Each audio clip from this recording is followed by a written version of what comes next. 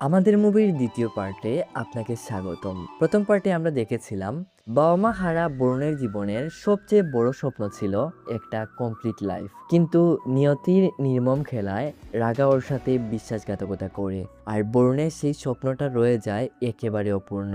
কিছুদিন পর বরুণ অঞ্জলিকে বিয়ে করে নতুন করে জীবন শুরু করার চেষ্টা করে, কিন্তু হঠাৎ করেই ডাক্তার যে খবরটা দেয় অঞ্জলি কখনো মা হতে পারবে না, এই সত্যটা বরুণের পুরো জীবনটাই উলটপালট করে দেয়। আর ঠিক তখনই আবার ফিরে আসে রাঘা বরুণের সন্তানের মা হতে। কিন্তু এবার প্রশ্নটা আরো জোরালো হয়ে যায়। অঞ্জলি যখন এই পুরো সত্যটা জানতে পারবে তখন কি হবে তাদের সম্পর্কের ভবিষ্যৎ? আর আসলে কি কখনো বরুণ বাবা হতে পারবে, নাকি আবারও ভেঙে যাবে সব স্বপ্ন? এইসব রহস্য আর আবেগঘন মোড় নিয়ে আমাদের আজকের গল্প। তাহলে চলুন আর পেছাল না বাড়িয়ে শুরু করি আমাদের আজকের মুভির এক্সপ্লেনেশন। তো প্রথম পার্ট যেখানে শেষ করেছিলাম এরপর থেকে আমরা শুরু করছি। অভি একজনের সাথে কথা বলে বলে সিগারেটে আগুন জ্বালাতেই যাবে, তখনই এই শুন, এই সিগারেট তো তুই রাগার বেডরুমে বসেও খেতে পারিস। অভি বলে, কেন? আরে তুই যদি এখানে বসে খাস ধোঁয়া তো রাগার রুম পর্যন্ত যাবে না। রাগা আর ওর বাচ্চা কিভাবে ধোঁয়া নেবে? এর চেয়ে ভালো রুমে গিয়ে শান্তিতে বসে খা। এতে বেবির জন্মের পর শ্বাসকষ্ট হবে, ইনফেকশন হবে, তাহলেই তো তুই খুশি, তাই না? দেখ ভাই, প্রথমেই বলে দিতি বাইরে গিয়ে খা। আমি তো কখন বাইরে চলে যেতাম। যখন কেউ প্রেগনেন্ট হয় ওর সামনে সিগারেট খেতে নেই, এটাও কি তোকে ভেঙে বলা লাগে? শালা বৈতল একটা, যা এখান থেকে। এদিকে দিন যেতে থাকে, বরুণ রাগার অনেক কেয়ার করতে শুরু করে। ওর কেমিক্যালি যত প্রোডাক্ট ছিল সব ফেলে নতুন অর্গানিক প্রোডাক্ট এনে দেয়। অঞ্জলি ওকে একা রেখে চলে যায় বলে অঞ্জলিকেও অনেক বকাবকি করে। তুমি কি করছো হ্যাঁ? তুমি যদি 9 মাস ডেডিকেটেড আর ডিসিপ্লিন মেনটেন করতে না পারো তাহলে একবার ভাবো বাচ্চার জন্মের পর তুমি কি করবে। এসব তিরিং বিরিং এখন বাদ দাও, রাগার সাথে থাকো। এভাবেই চলে যায় আরো 3 মাস। রাগাকে নিয়ে অঞ্জলি আর বরুণ হাসপাতালে এসেছে। ওরা জানে না কি হবে, কিন্তু মনে অনেক আশা আকাঙ্ক্ষা রয়েছে। ডাক্তার টেস্ট করে দেখছেন। কিছুক্ষণ পর ডাক্তার জানান, কনগ্রেচুলেশন, আপনার প্রেগন্যান্সি কনফার্ম। আপনার না রাগার আর কি। অঞ্জলি তো অনেক খুশি। হার্টবিটের ভলিউমটা একটু ইনক্রিজ করে দেবেন? অবশ্যই দিচ্ছি।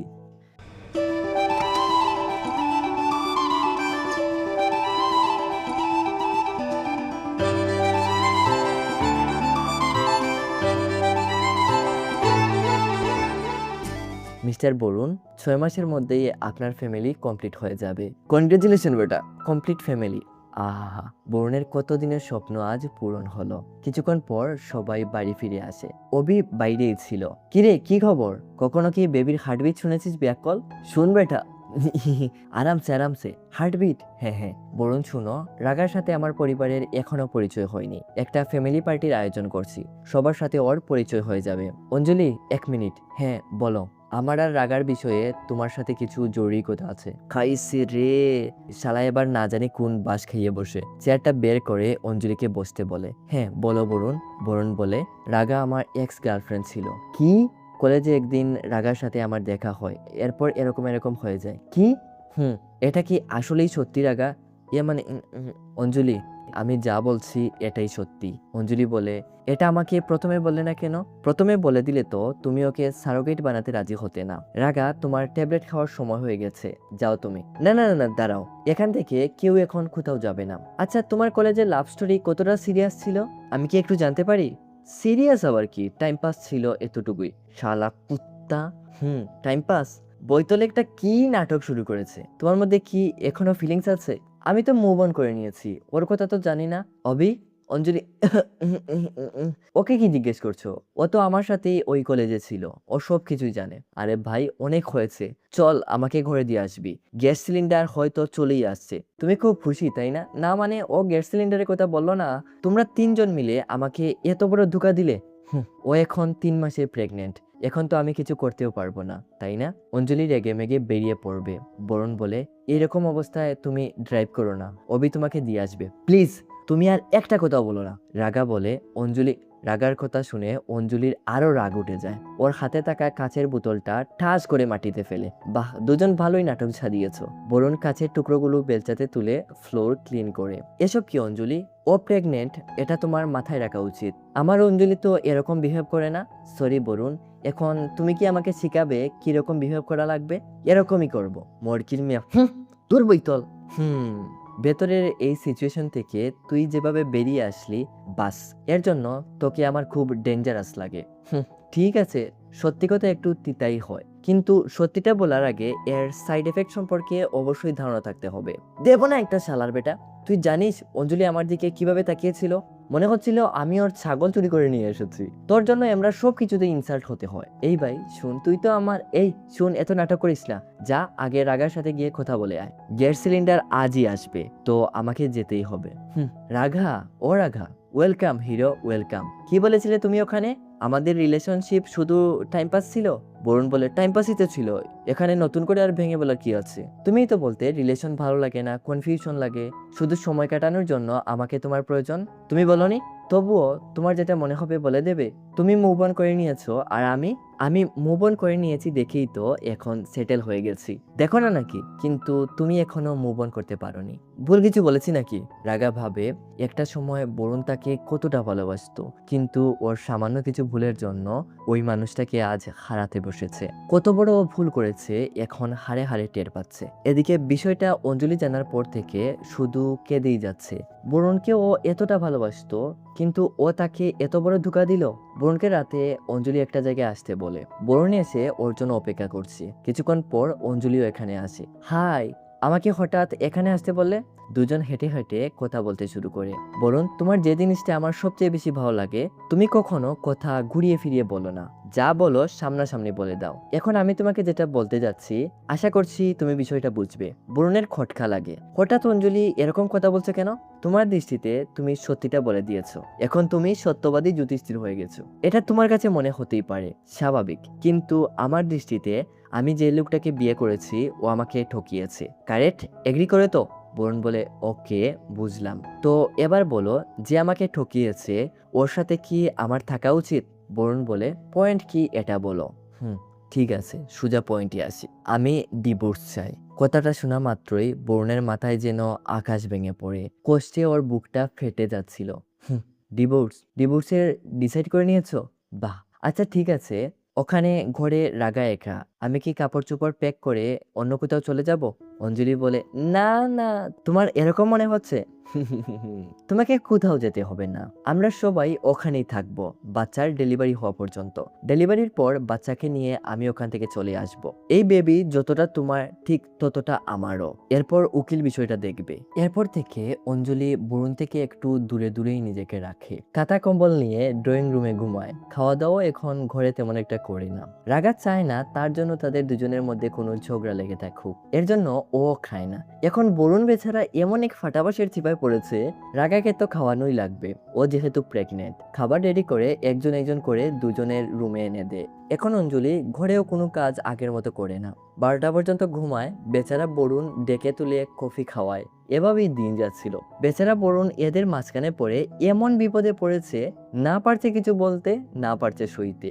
বরুণ এসব অবিকে জানালে অবি বলে, দূর শালা, বন্ধ কর তোর এমরার ফালতু কথাবার্তা। এখন কষ্ট পাওয়ার কোনো মানেই হয় না। শালার বেটা, তোকে আমি প্রথম দিনই বারণ করেছিলাম, ওই মেয়েকে যদি আবার তোর জীবনে নিয়ে আসিস, তোর জীবন পুরো বরবাদ হয়ে যাবে। বলেছিলাম না? দেখ এবার কি হলো। চুপ করতো। যে মেয়েটা আমাকে কোনো কারণ ছাড়াই কষ্ট দিয়ে চলে গিয়েছিল, ওই মেয়ে যখন আবার আমার কাছে এসে এরকম নাটক করছে, তো ভেতরে বদলা নেওয়ার আগুন তো জ্বলবেই। হ্যাঁ, এবার তুই মানছিস তো? হ্যাঁ, আমি মানছি তো। তোর কান কি খারাপ হয়ে গেছে? কতবার এক কথাকে রিপিট করবি? তাহলে এটাও তো মানিস এখনো তুই ওকে ভালোবাসিস। বরুণ বলে, আমি ওকে আবার ভালোবাসতে যাব কেন? ভালোবাসিস না তো রিভেঞ্জ কিসের বদলা? মানে ও আমার হৃদয় ভেঙে চলে গিয়েছিল। একটা সময় ঝগড়া করতে করতে বরুণ স্বীকারই করে নে ও যে এখনো রাগাকে ভালোবাসে। আরে ভাই, রাগের কারণে তোর মাথা এতটাই খারাপ হয়ে গেছে।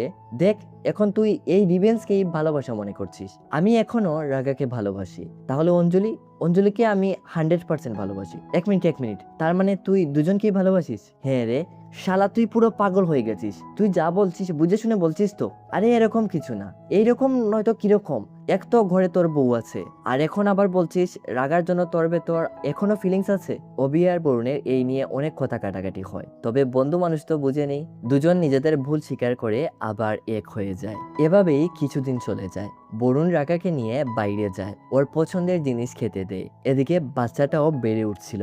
বরুণ তো ভীষণ খুশি, রাগাকে জড়িয়ে ধরে থ্যাংক ইউ বলে। আর এসব দেখে অঞ্জলির নাট ঢিলে হয়ে যাচ্ছিল, বইতলের ফাইজানি আর সহ্য হচ্ছে না। একদিন রাগা একটা ডিব্বাতে বরুণের কলেজ লাইফের ছবিগুলো দেখে, ওই একটা একটা করে ছবিগুলো দেখছিল।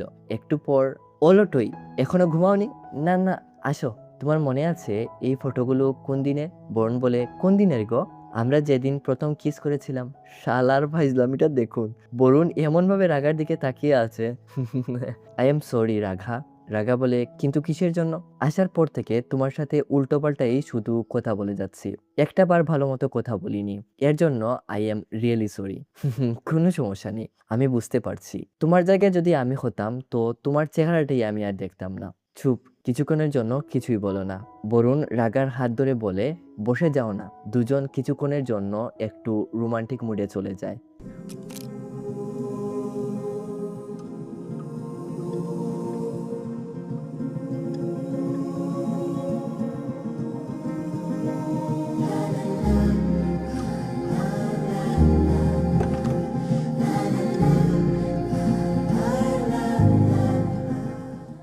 অঞ্জলি, ভেতরে আসো। বাপরে, এত চুক নয়, আগুনের গুলা। অঞ্জলিও বেচারি ফেসে যায়। এতক্ষণ ধরে ও সবকিছু লুকিয়ে লুকিয়ে দেখছিল। এটা তোমার ঘর অঞ্জলি, চুরের মতো দেয়ালের আড়াল থেকে দেখার কি প্রয়োজন? তুমি থাকলে দূর থেকে কথা বলবো, তুমি না থাকলে কাছে আসবো, এরকম স্বভাব আমার নেই। যদি কিছু করার আসলেই আমার ইচ্ছা থাকতো তো আমরা দুজন এর আগে অনেকবার ঘরে একা ছিলাম। তোমার কি এটা খারাপ মনে হচ্ছে অঞ্জলি? শালা দেখে পুরোই মেন্টাল। আমি তোমাদের এটা বোঝাতে পারছি না কেন, এটাই বুঝতে পারছি না। দেখো গাইস, শুনো আমি কি বলি। রাগা আমার এক্স গার্লফ্রেন্ড ছিল, এর জন্য ওর হাতে হাত রাখা, ওর কাঁধে আমার মাথা রাখা তোমার কাছে খারাপ মনে হতে পারে, কিন্তু আমি তো এখানে আমার কোনো ভুল দেখতে পাচ্ছি না। ভুলটা হচ্ছে তোমার চিন্তায়। শালার এত দিকে রামছাগল থেকে কম না। কি বলছে এসব? তুমি প্রথমে তোমার চিন্তা ধারণা বদলাও। আমি খুবই ক্লিন আর খুবই ক্লিয়ার, বুঝতে না পারলে কাগজে লিখে রাখো। শালার বইতল একটা। তুই চাস কি? সব করে হচ্ছে বইতলের বংশধর। অঞ্জলি পুরো ভেঙে পড়েছে, ও আর পারছে না। কাউকে যে বলবে গিয়ে এই জায়গাটুকু নেই। কাপড় চোপড় গুছিয়ে ওর বাড়ি চলে আসে। ঘরে পা রাখতেই দেখে, আরে ঘরে তো দেখি এলাহি কারবার। রাগাও এখানে। অঞ্জলি কিছুই বুঝতে পারছিল না কি হচ্ছে এখানে। আন্টি আঙ্কেল আঙুল দিয়ে বরুণকে দেখিয়ে দেন, মানে এই সব কিছুর নাটের গুরু হলো বরুণ। আমার ফ্যামিলির কাছে আমাকে ফাঁসানোর প্ল্যান করছো না? এবার দেখো চান্দুর ভাই, আমি তোমাকে কিভাবে ফাঁসাই। কয়েক মাস পরই বাচ্চার ডেলিভারি হবে, তো বাচ্চার জন্মর আগে একটা যে সাজের অনুষ্ঠান করা হয় এটা নিশ্চয়ই আপনি জানেন। বরুণের বুদ্ধি কম না, ও যখন দেখলো পরিস্থিতি বেশি জটিল হয়ে যাচ্ছে, এর জন্য ও রাগাকে অঞ্জলির বাসায় নিয়ে আসে। আর এমন ভাবে বিষয়টা মেনটেন করে অঞ্জলি পুরো ফেসে যায়। জানিয়ে রাখি, সাজের অনুষ্ঠান কিন্তু এখন অঞ্জলির বাড়িতেই হবে। বিকেলবেলা একজন দাদি গাড়ি থেকে নামেন। উনাকে দেখেই মনে হচ্ছে খুবই স্ট্রিক্ট একজন মানুষ। বরুণার অবি এসে দাদিকে প্রণাম করে, কেমন আছো দাদি? আমি তো ভালো আছি বেটা, তোর অবস্থা কি? ডাক্তার কি বললো? আমার আবার কি হলো? শুনলাম তোর ব্যাটারি নাকি উইক হয়ে গেছে। কি? আমি আসি দাদি। এদিকে একজন একজন করে সবাই বরুণকে এই নিয়েই বিভিন্ন ধরনের প্রশ্ন করে যাচ্ছিল। বরুণ বুঝতে পারছিল না কাহিনীটা কি। অঞ্জলির সাথে গিয়ে এই বিষয়ে কথা বলে, আচ্ছা তোমার ঘরের লোকজন আমাকে এত সিম্পাতি দেখাচ্ছে কেন গো? ওই দিন হাসপাতালে তুমিই তো আমাকে বলেছিলে যদি কেউ জিজ্ঞেস করে বাচ্চা কেন হচ্ছে না, তাহলে বলে দিও সমস্যা তোমার না আমার, এতে আমার আমরা হলো। বাহ বাহ, যাও, অনেক বড় কাজ করছো। ধুমধাম করে এরপর তাদের সাদের অনুষ্ঠান করা হয়। একটা মিউজিক লাগিয়ে দিচ্ছি, একটু এনজয় করুন।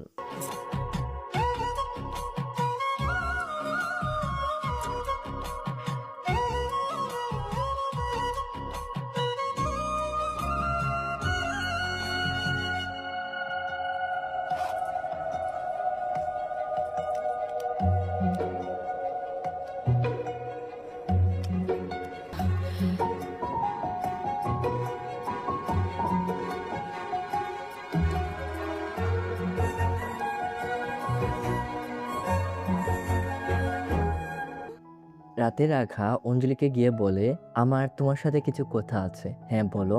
বোন তোমাকে পুরোপুরি সত্যটা এখনো জানায়নি। আমাদের মধ্যে ওই জিনিসটা যখন মাত্রার বেশি এফেক্ট করে বসে, আমি নিজেও বুঝতে পারিনি কখন যে প্রেগনেন্ট হয়ে গেছি। আমার পাপা এই বিষয়ে জানার পর বরুণের উপর অনেক রাগারাগি করেন, কিন্তু বরুণের এতে কিছু এসেই যাচ্ছিল না। ও ওই দিন অনেক খুশি ছিল, কতদিনের স্বপ্ন আজ ওর পূরণ হতে যাচ্ছে। কিন্তু কিন্তু কিন্তু মা বাবা আমাকে জোর করে অ্যাবর্শন করিয়ে নেন। বরুণ যখন এটা জানতে পারে, ওর এই খুশি চোখের নিমেষেই কান্নাতে রূপান্তর হয়ে যায়। বরুণ ওই দিন এতটা কষ্ট পায়, আমি এটা তোমাকে বলে বোঝাতে পারবো না। বরুণ এতক্ষণে এখানে চলে এসেছে। বিষয়টা জানার পর অঞ্জলি তো বরুণের উপর অনেক রাগারাগি করে। বরুণেরও ভীষণ রাগ উঠে রাগার উপর। অ্যাবর্শনের কথা অঞ্জলিকে জানিয়ে নিজেকে নির্দোষ প্রমাণ করতে চেয়েছিলে না? একবার চিন্তা করে দেখো তো, বিষয়টা জানার পর অঞ্জলির এতে কোনো লাভ হয়েছে কিনা। তোমরা মেয়ে মানুষ যে এত বোকা কেন এটাই বুঝতে পারি না। নিজের মন হালকা করতে গিয়ে ওর মাথায় পাথর রেখে দিলে। আর তুমি, রিলেশনশিপে অনেক কিছুই তো হয়, সবকিছু ডিসকাস করা এতই কি জরুরি? এসব ফালতু কথাবার্তা জেনে কি করবে তুমি? অঞ্জলি বলে, তোমার লাভ স্টোরির কাহিনী শুনে আমার তো মনে হচ্ছে তোমার কাছ থেকে আমি কোনো ভালোবাসাই পাইনি। ঠিক আছে, তাহলে শোনো। কোনো ছেলে যদি কোনো মেয়েকে ভালোবাসে আর ওয়ার্কআউট হতে পারে না, এরপর ও যদি তোমাকে এসে বলে ওই মেয়ে কোথায় থাকে ও জানে না, কি করে জানে না, ওকে দেখে আমার এখন কোনো ফিলিংসও আসে না, বিশ্বাস করবে না। আমিও যদি বলি বিশ্বাস করবে না। তার মানে এই নয় যে আমি রাগার কাছে চলে যেতে চাই। ও আমার প্রথম ভালোবাসা ছিল। রাগার সাথে আমার রিলেশনটা খুবই অ্যাডভেঞ্চারাস ছিল। বুঝতেই পারিনি কখন যে ও আমাকে ছেড়ে চলে গিয়েছিল, কিন্তু যতক্ষণ ও আমার কাছে ছিল খুবই ইন্টারেস্টিং ছিল। এর মানে এই নয় যে আমি অঞ্জলিকে ভালোবাসি না। ইনফ্যাক্ট তোমার থেকে একটু বেশি ভালোবাসি। রাগা বুঝতে পারে ও কত বড় ভুল করেছে। এবার ওর শেষ পরিণতি কি হয় এটাই হলো দেখার বিষয়। অঞ্জলি, এটা যেমন সত্য আমি অনাথ, ঠিক এটাও সত্য তুমি কখনো মা হতে পারবে না। এটা যত তাড়াতাড়ি এক্সপেক্ট করে নেবে তোমার জন্যই ভালো হবে। তুমি এখনো ডিভোর্স পেপারে সাইন করনি, তাই না? বরুণ বলে, না। একটু কষ্ট করে সাইনটা করে পাঠিয়ে দেবে? রাগা বরুণকে সরি বলে, আরে তুমি কেন সরি বলছো?